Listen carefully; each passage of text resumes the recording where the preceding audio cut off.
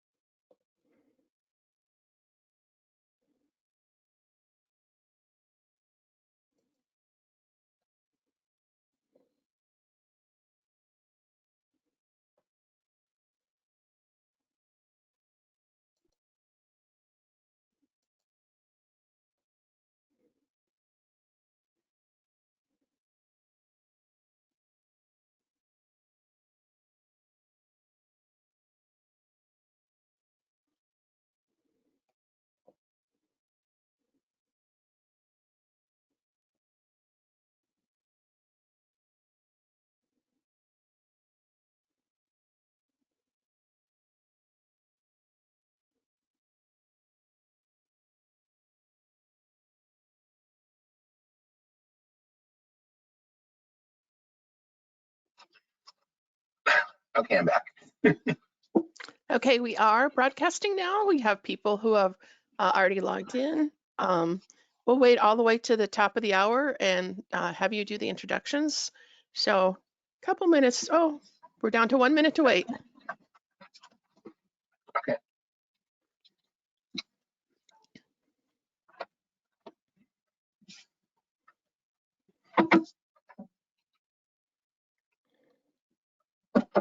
Muting all my phones.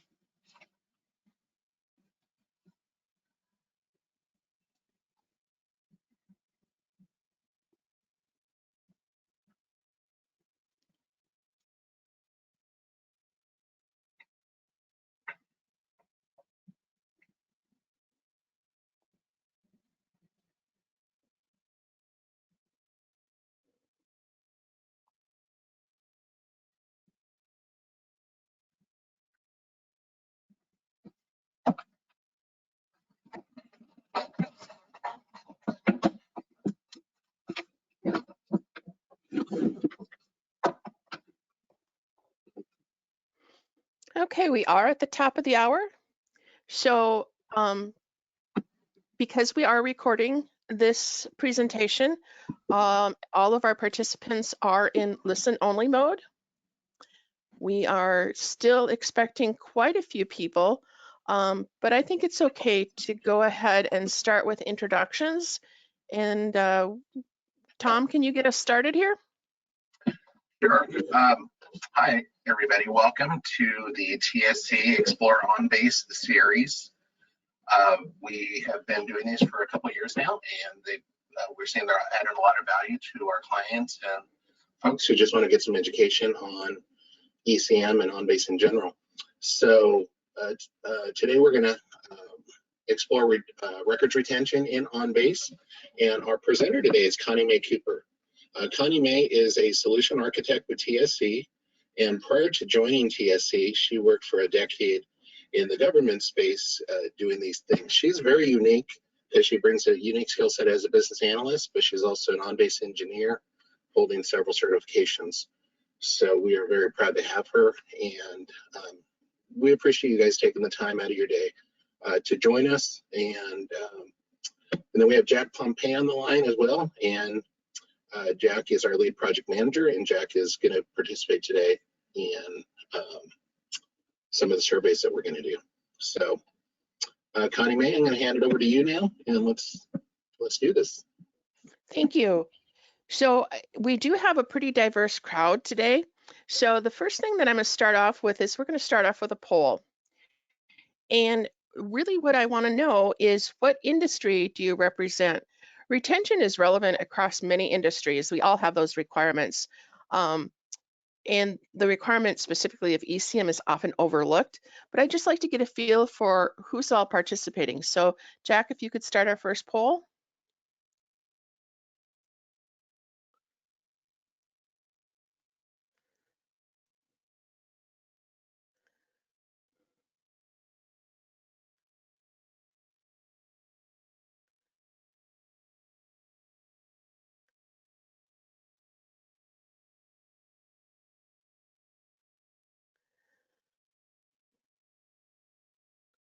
Looks like we have, what, 91% of the participants have chosen.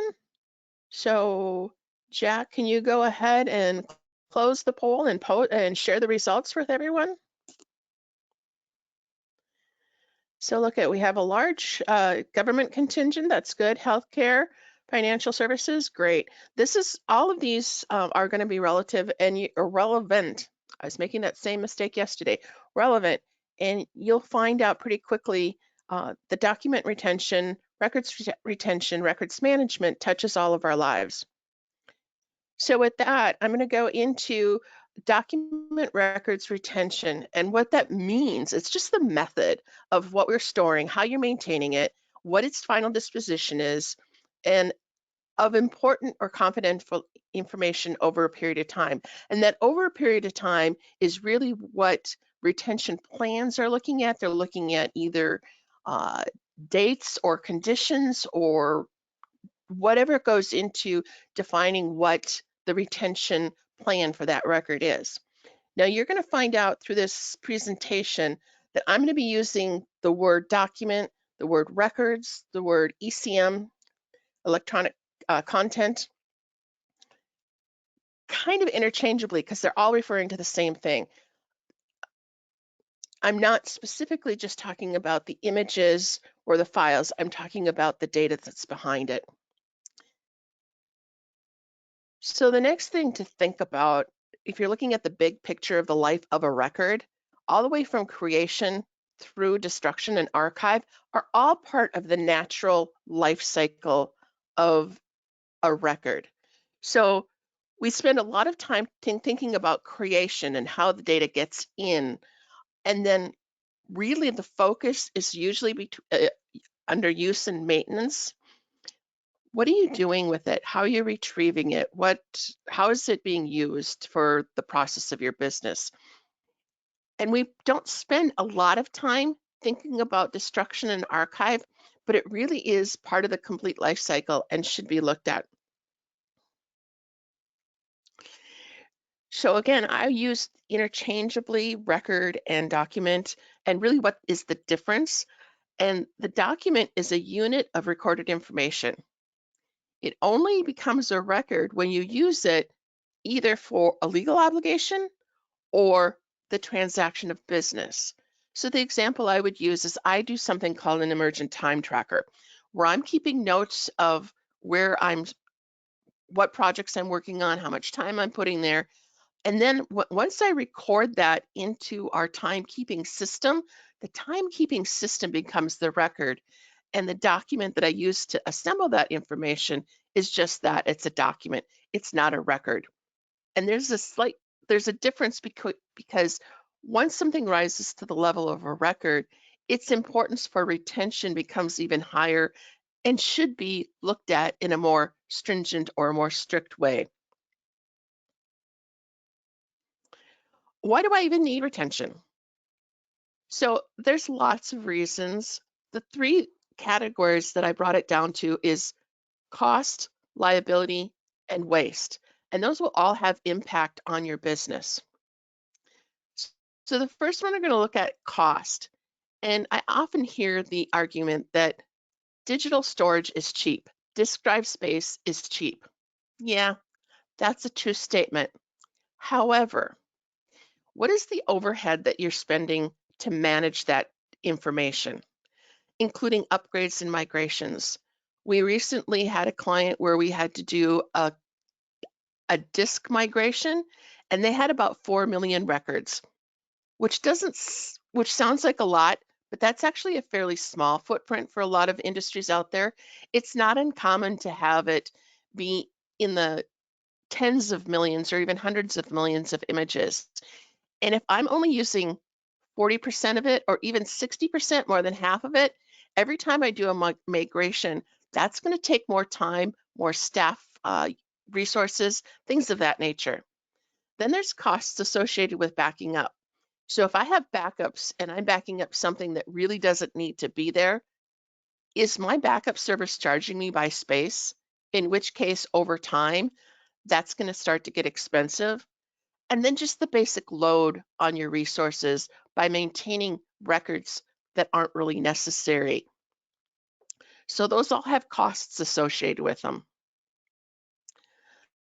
The next one we're going to look at is liability. And this is really looking at what is your risk tolerance when it comes to records.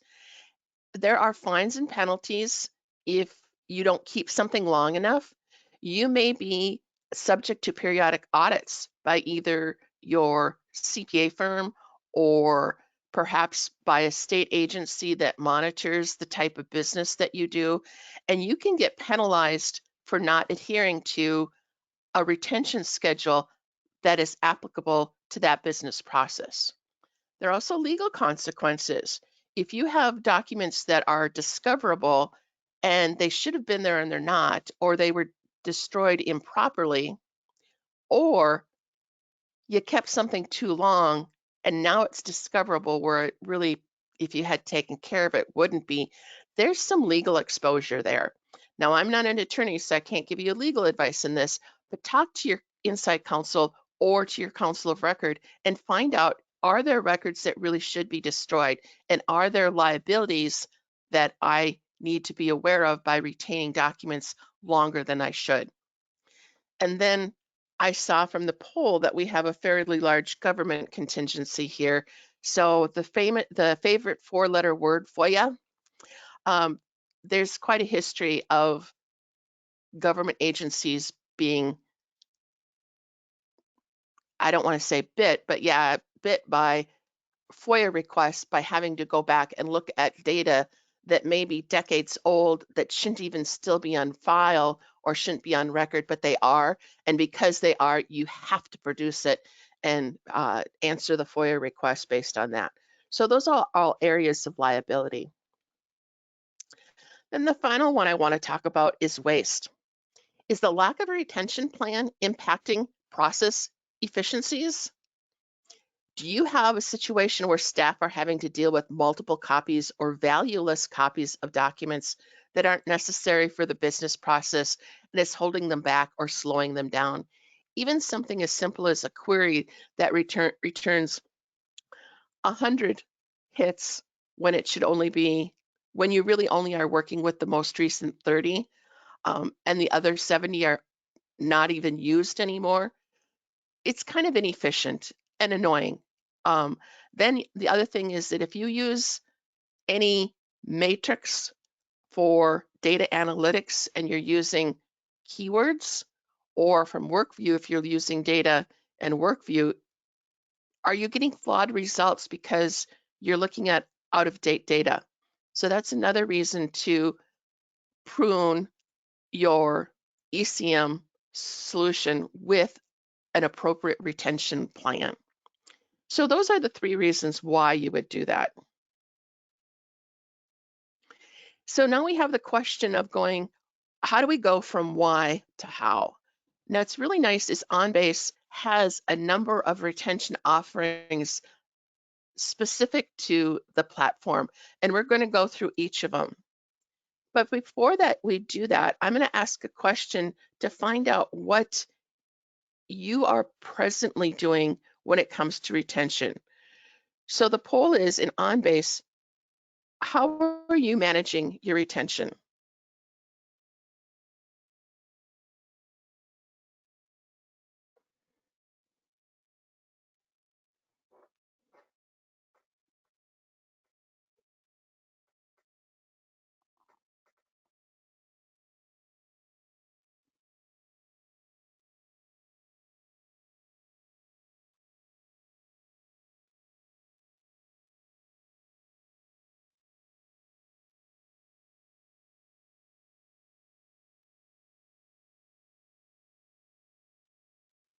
So we're at about a half a minute. We have 80% voted. Any last minute votes that anyone wants to put in?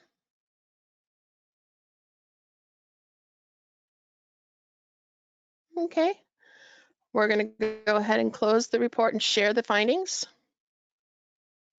So it's a mix. We have just about half that this is a good session for you to be in, because what is this retention that you speak of? That's what we're going to talk about. And then partially automated. So that's a good, you know, you've started a step, you have a plan in place. We just need to fully have that fully matured. So the first thing that we're going to talk about is an offering that OnBase or Highland has called document retention. And the capital D and capital R are intentional. In this slide, I'm actually talking about the module document retention. And what that does is it manages retention and disposition in an automatic way. And you can have it actually in a static mode, literally just look at a date and purge the document for you. And you don't have to touch it at all. You can also put it through an evaluator process where you have an opportunity to take a look at it and extend it if you need to. Now, the licensing for document retention, because it is a separate module, is that starting with Foundation EP5, if you have simplified licensing, document retention is included. You'll also find that a lot of legacy installations, going back as early as version 9, which is what, from I don't even know how old that is, included document retention. But you'll have to take a look at your current licensing and see if you're licensed for document retention. If you're not, it's something that can be added. Or ideally, if you switch to simplified licensing, it comes packaged, which is really, really nice, and really of great value to the end user. So now we're going to take a look at a use case scenario. And the use case that I'm looking at is going to be financial records.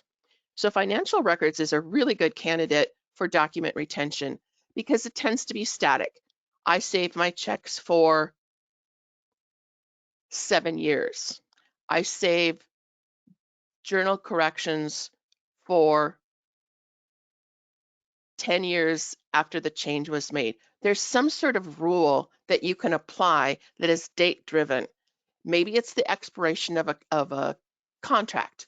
So I want to save this for 7 years after the contract expires.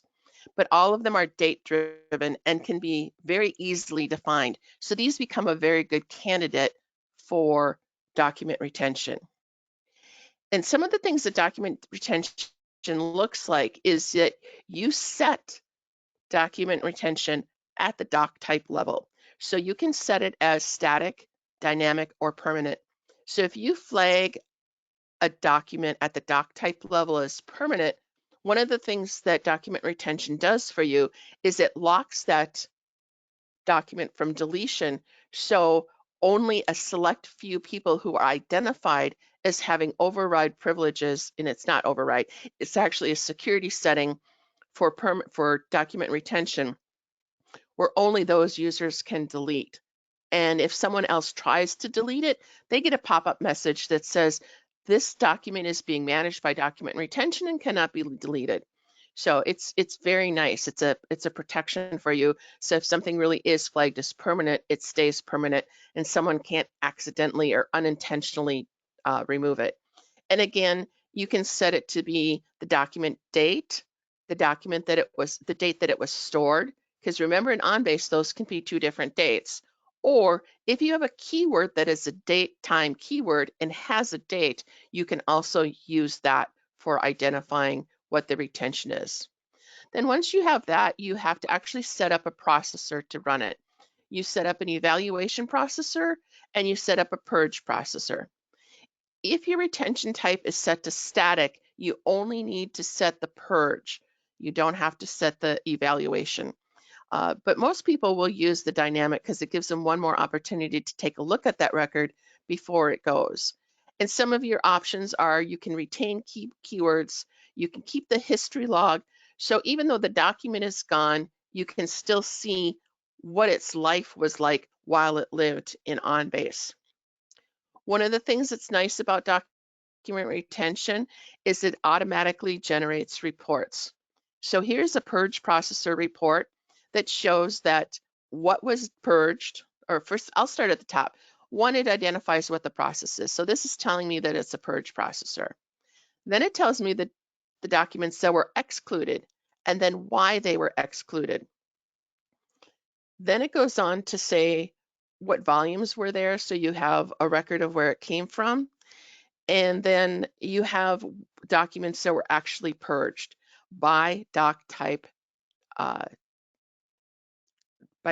name.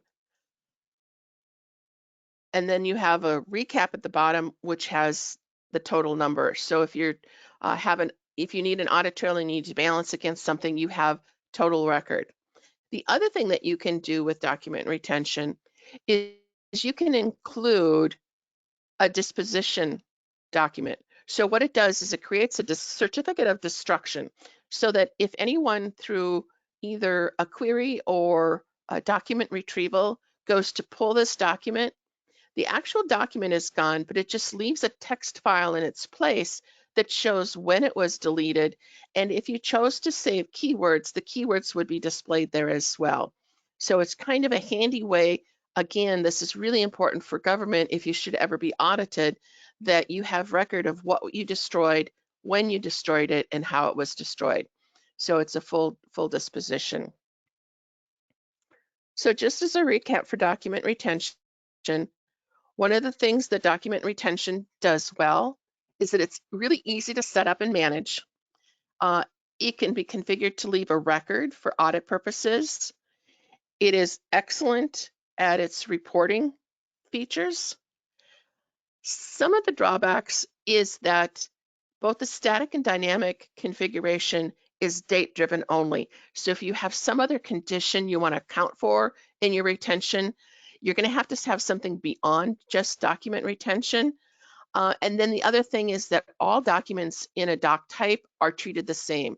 So if you're using the same doc type across multiple cases and one case has a different destruction rule than another, then it doesn't really work because it's kind of like an all or nothing for that doc type.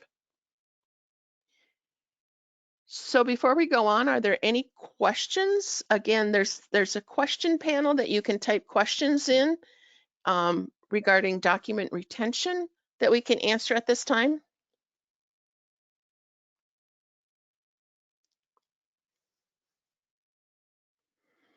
Okay. We will have a question and answer period at the end too. So if you have questions as we go along, just jot them down or go ahead and type them in the questions panel and we'll attend to them throughout whenever there's a pause or a logical break. And if it's relevant to what we're talking about right now, we can get them answered right away. So now we're going to move on to the next Highland offering, which is records management. And again, records management with a capital R and a capital M, because we're talking about the module of records management, not the philosophy of records management. And records management is a little bit different in that it manages the retention based on folders. So if you're familiar with working with OnBase folders, this works in the same way. And then the folder is triggered by an event, usually the passage of time. Then it ties that to whatever your business process is. It provides for things like cutoff periods, multiple destruction options. It's a little bit more robust in what it does, but with anything, the more robust you make something, sometimes the more complicated it gets. Document, look at that. I made an error in my slide here. That should be records management. The module is included on all simplified licensing with gaining EP5. And again, if you're using legacy license, a separate module purchase is required. So you need to purchase it separate. You do have to have the records management server license. So that should say records management. So again, we'll take a look at a use case as to when records management would be a good option. And this is HR records. If you work with HR records at all, you will learn very, very quickly that it's very complex in the what should be saved, how long it should be saved for. So you can have a single employee file that has multiple documents in it that all have a different retention schedule.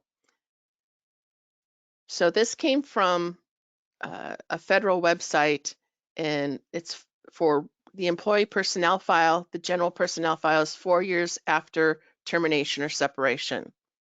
Recruitment hiring records, 1 year from when the position was filled. I-9s, 3 years after the date of hire or 1 year after termination, whichever is later. So again, a more complex condition. And benefits, 6 years after the plan date. So here you have just 4 different types, and you already have 4 different retention requirements.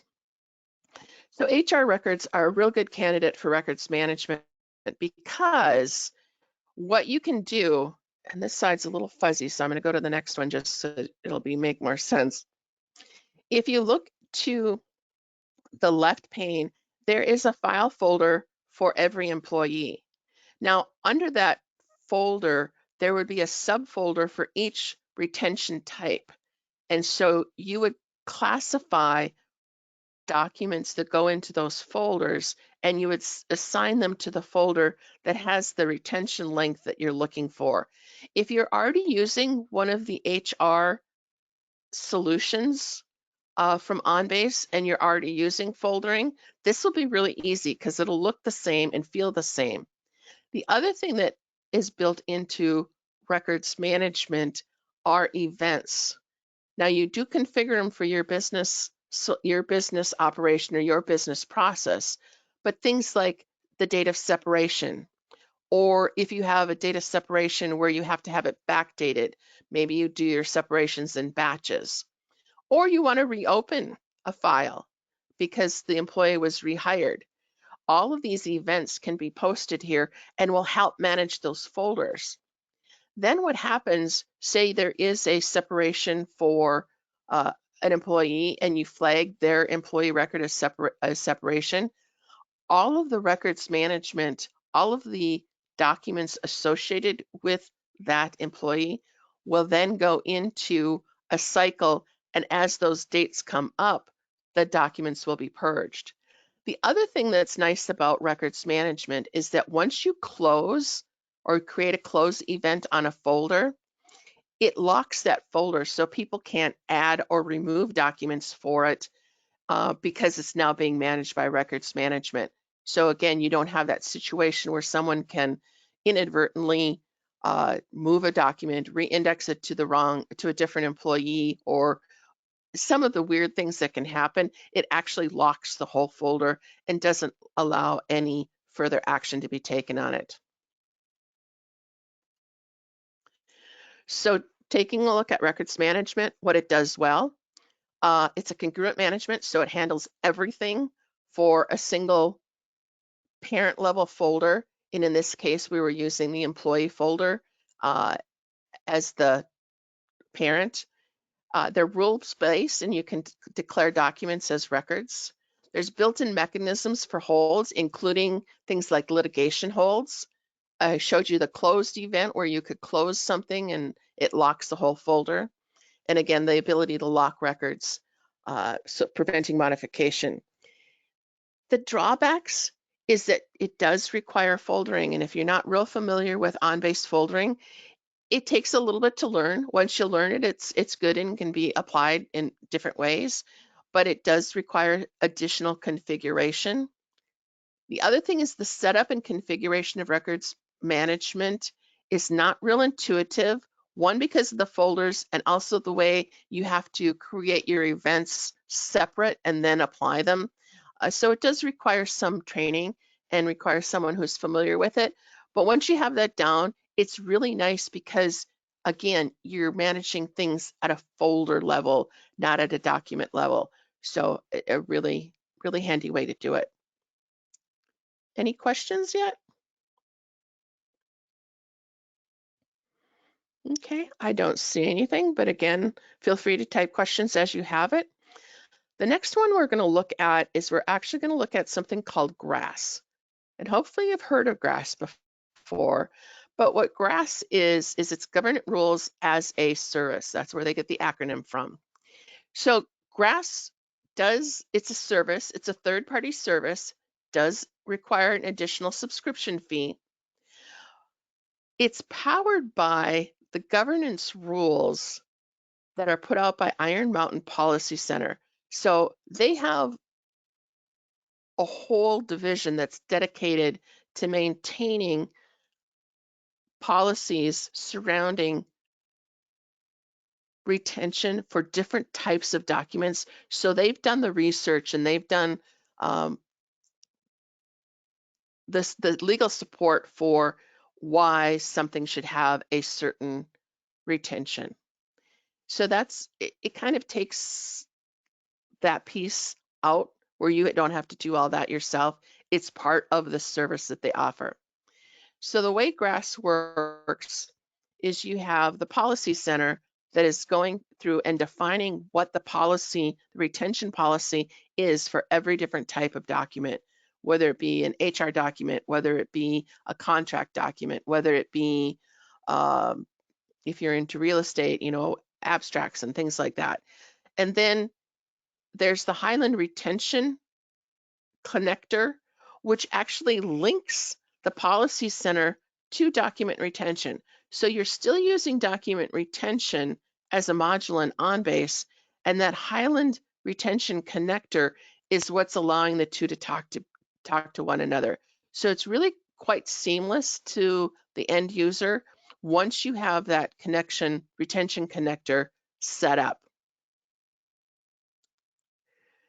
So governance rules as a service, one of the things it does well is that it's an evergreen rule, meaning the policy center is actually taking care of updating those. So if there's a change in law or a change in rules, they're updating that and you don't have to go and maintain that list or that policy. It's done for you. It eliminates the research that goes along with that, which can be extensive. And it enforces a consistent structured policy for on-base documents. It is kind of slick. The drawbacks is it does require the setup of the Highland Retention connector to communicate with the service. So you still have to say what you call a doc type ties to this kind of document that's identified in the policy center. Once you make that connection or make those mappings, then it's self-maintained, but you do have to set it up at the front end. The other drawback that there are certain report functions that are only available through the GRASS portal. So you have to log into the policy center separately to take a look at what those reports are. Again, it's still handy, so just to point out that it is an external service, it's a third-party service, so it exists outside of OnBase natively. I don't see any questions, so I'm going to move on. Then the last one I'm going to talk about is hybrid, custom retention using workflow. So when you do this, you can do it a couple of different ways. Again, workflow, because of the flexibility that it has and because you can write your own retention conditions, it's a lot more fluid and can address a lot of strange scenarios. It does require workflow license, and if used in combination, also may require a document retention, although it depends on what the solution you devise is.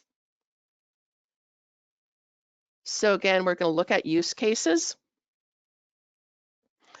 And this is the fun one where my government experience comes back, because we encountered a lot of these situations that were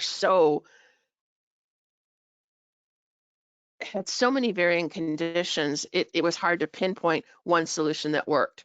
So my favorite one was, if child protection, you save it for X number of years after the last minor child in the household reaches the age of majority. Unless guardianship or adoption was invoked, then the record becomes permanent. So you had to account for every child in the household, and more than likely you're not going to keep a separate keyword for each one of those. So how are you maintaining what that date is? So straight up document retention wouldn't work. If it was a vulnerable then X years after the case was closed. In mental health, X years after the case was closed, or the last treatment, which is years later. So lots of things where it's not just one keyword, it's not just one thing. Now, when I worked in government, we did come up with a situation or solution that I thought was really elegant. The state, it's in Minnesota, so the state of Minnesota maintains the master list of cases for social services in a system they called SSIS. You could generate a report from SSIS of everything that the state had already deemed as closed and available for purge. So we let the state decide what files could be purged rather than trying to make up all of these conditions and flag a document based on these conditions. And we just ingested that file as a pipe delimited file into workflow. Workflow would go out and find all of the related documents for that case, regardless of the doc type. It would create a Unity form saying this file, all documents related to this file were purged on this day per the state purge report. So if anyone went looking for one of those cases, any document that used to exist, all they would get back is this Unity form saying when it was purged and why it was purged. So for audit purposes, we were covered, but we didn't have to go through that whole scenario of trying to figure out, is this one okay to close? Is this one not okay to close? It was very, very elegant. The other thing that I wanted to mention on this case files one is there's another rule in Minnesota where if you take, in certain instances, doesn't apply to social services, but it did apply to financial services. If you took someone's ID, driver's license, as validation of identity, you could only keep it for 2 years. And one of the requirements was you were to purge it after 2 years. So if you ever got audited by the state and they found that you had driver's license on record that were older than 2 years, you'd get a ding on your audit report. So that was another one that you had to account for separately. Just some really strange rules, but I'm sure that in every industry there are certain case files that have bizarre rules for retention. And so with workflow, you can customize it any way that you want.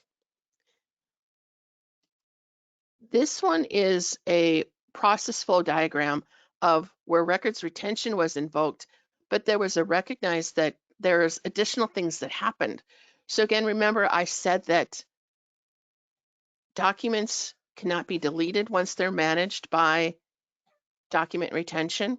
So if an end user, which is the top lane in blue, decided that something needed to be deleted, they would hit a system ad hoc task and make a delete request, which would then go to the records manager and they could approve whether it could be deleted or not. If it could, then they would do the deletion. If it was denied, it would just go back to OnBase and wait there. Same with litigation hold. If someone looked at a document and said, oh, this one has to go on lit hold, they would put a lit hold request on it. It would go into a lit hold queue for to be reviewed or to keep a running list of everything that's in lit hold, but it would stay in OnBase. Well, what would happen is then when the processor scheduled event, which is the orange swim lane, would run, it would look and it would say, is this ready for purge? If it was, the creation of the certificate of deletion would be created and then it would be purged. If not, it would go into retention review and again go back to the records manager who on the right side of the pane, they would make a decision. Do they extend the retention? Do they mark it for purge or do they mark it do not purge? And then it goes back into OnBase and waits for that same processor to run. And that processor is running every 30 days, one for the evaluation and one for the purge. And then it's kind of hands off. Once it's been approved to be purged, it will just automatically then be purged the next time the purge runs. So pretty handy. Here's just a quick snippet of some of the things that go on. Again, you can see in the middle of the screen, the mark for purge or extend for 3 days or do not purge, all part of the process. And again, lit hold, if it's going on lit hold or should be removed, that's all taken care of by workflow. So hybrid custom retention, what it does well, it can be tailored. And when I say tailored, I mean it can be refined to almost any condition you can think of. So it gives you a lot of flexibility on how you're going to determine your retention. And then the custom find destruction criteria, you're not limited to just dates. You could be whatever keyword you're tracking on, maybe it's active, inactive condition and the date, or it could be a combination of dates. It can be anything that you define it to be, so you get a lot more, again, flexibility on what you're qualifying as a record. And then the drawbacks is it does require workflow system configuration. So you do need to know, you need to have someone who understands workflow and can build it for you. And then again, depending on how your final solution is designed, you may need additional licensing. You may need licensing for document retention. That's the most common one.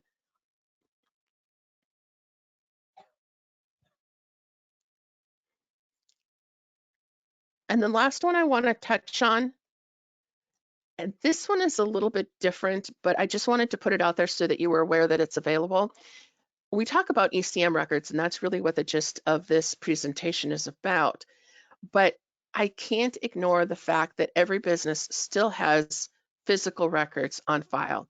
So there is a workview concept out there where you can manage physical records in OnBase using workflow as your single interface for managing physical records. I know in a lot of scenarios, when I was with government, we did have a physical records management system, and it was all written in Access, and that scared the bejeebers out of me because I kept waiting for Access to fail. It just wasn't robust, and it was designed decades and decades ago and needed to be rewritten. And it was one of those things where there's so many other more important that it kept being pushed to the back burner. And I know in a lot of places, your physical records management is just an Excel spreadsheet with a box location. So this kind of modernizes that. So what it is it allows you to identify containers and identify container locations, and then itemize the records that are in that container. You can also show requests. So if someone's making a request from a file, you can manage the record request from in here. And in fact, it comes with a Unity form so that a requester can just fill out a Unity form, make a request, and then there's a process where the WorkView app actually walks you through submission. Is it being reviewed? Is it in progress, or is it complete? So you can manage physical records this way.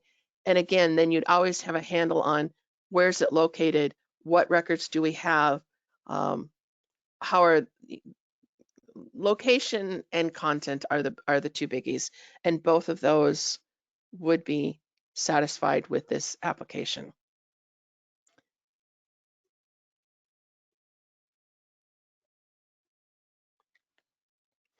So I'm going to go to the next poll here. And this one is, what would you like to tackle first?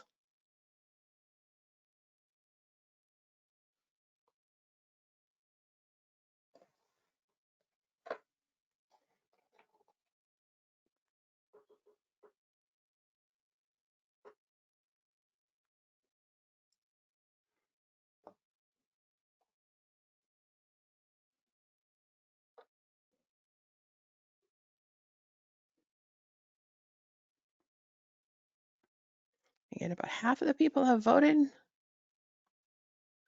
Don't want this to go on too far.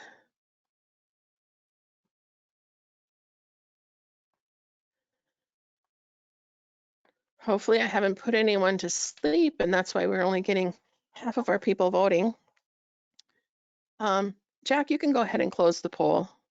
I don't want this to go on too long. And as you can see, are you going to share the poll? Oh, it's being shared right now. About 50% or half of the people don't know where to start yet, and that's not uncommon.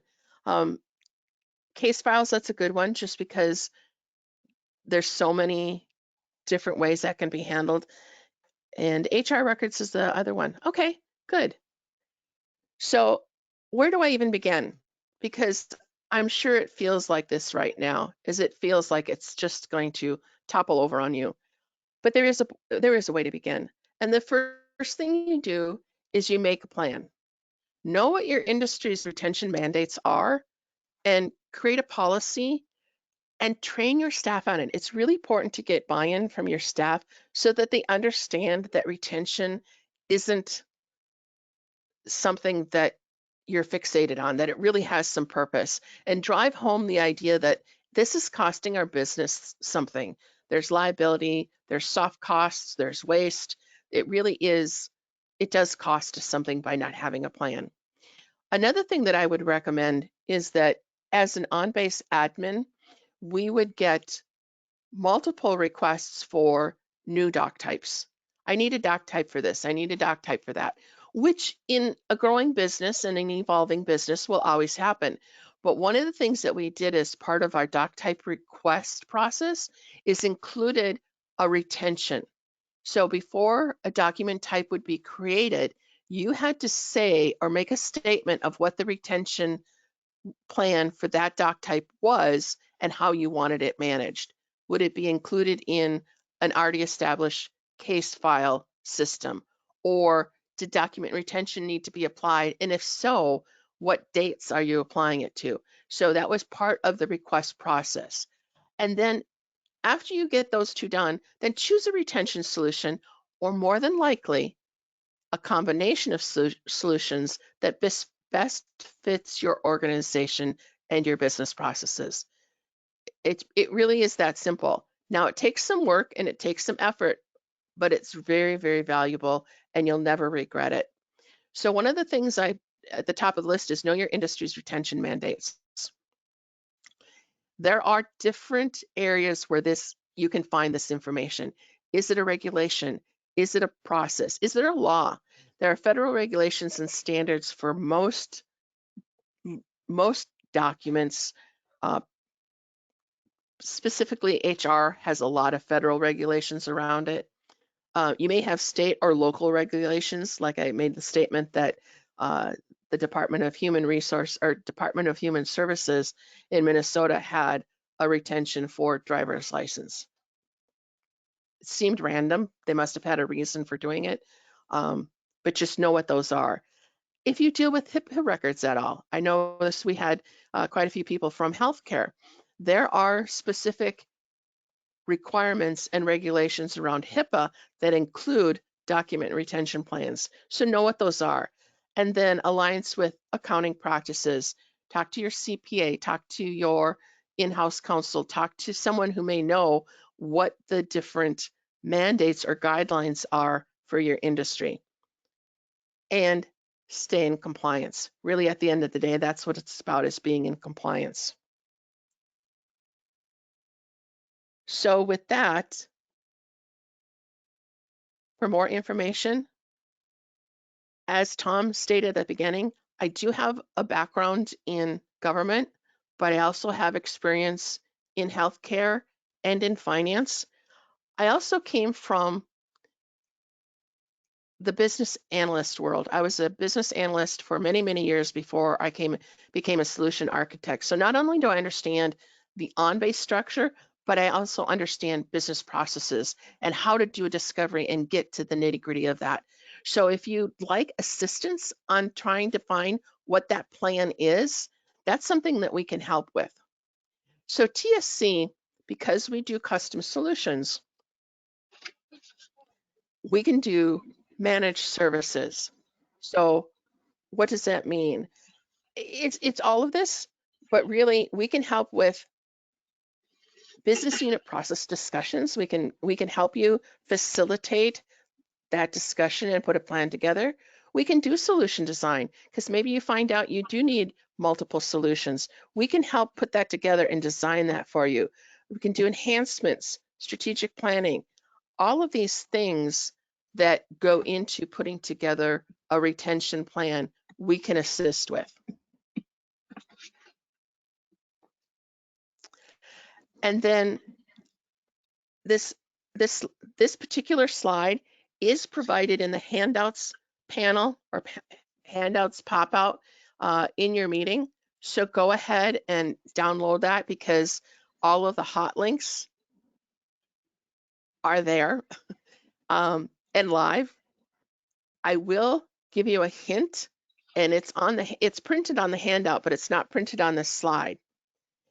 For the retention schedule resources, the Society for Human Resource Management, if you click on that, you're going to get to a login screen, and it's going to ask for your membership for what's called SHRM, SHRM. However, if you Google it and click the Google link, which is the exact same URL, it brings you right to the page. So I gave you the hint, excuse me, I gave you the hint on the handout of what to type in the Google search bar and where to go. That'll just open it up straight up for you. That one is really nice because it lists all the different, like for FLMA retention, payroll retention, all of those things related to human resources, regardless of the type. And then the last one is a record retention schedule listed by state. So if there's specific state mandates or guidelines, there's a list of all the states and you can check that out and see what it has to say. So with that, I'm going to open up for questions one more time. Jack, I saw that there was one question asking about the PowerPoint. You answered that already? That's correct. Okay. So yes, we will make this slides available. Again, that one handout is already in the handouts section. I can include the slide section, I believe, at the follow-up. I'll look into that. One way or the other, we'll get these slides to you, to everyone who participated today. So again, I'm going to open it up for any additional questions.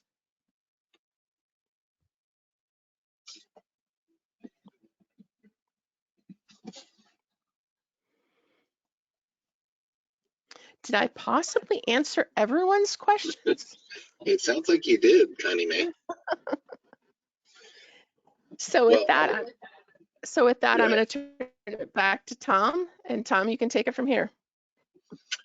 Well, we want to thank you for attending today, and it's always encouraging to when a lot of folks who signed up show up, and so we appreciate your time. A recording of today's webinar will be made available, and if you're registered for this, you'll receive the link, so you'll get that next week. And then we also wanted to let you know about our next webinar, April 20th. And this is a unique solution, accounts payable, expenditure projection, and predictive analysis. So this was a solution that we came up with. Largely Connie Mae came up with it, and with some of our other smart guys, and they put this solution together, and we're going to show that. Most AP webinars are about AP automation. This actually takes a deeper look into some of the things for predictability and analysis. So if you would like us to present on specific topics, we're always looking for ideas. So we welcome your suggestions so that we can prepare those. We have an extensive team of engineers that create solutions, develop solutions, and even program when necessary. And so we'd love to get your feedback on what you'd like to see. But we thank you for joining us today, and please look for to join us again on April 20th. Connie Mae, thank you. Wonderful job. I always appreciate when you present, and it was very good. I appreciate it. Thank you. So thanks, everybody. So we'll wrap up here. All right. Thank you. Thanks, everyone.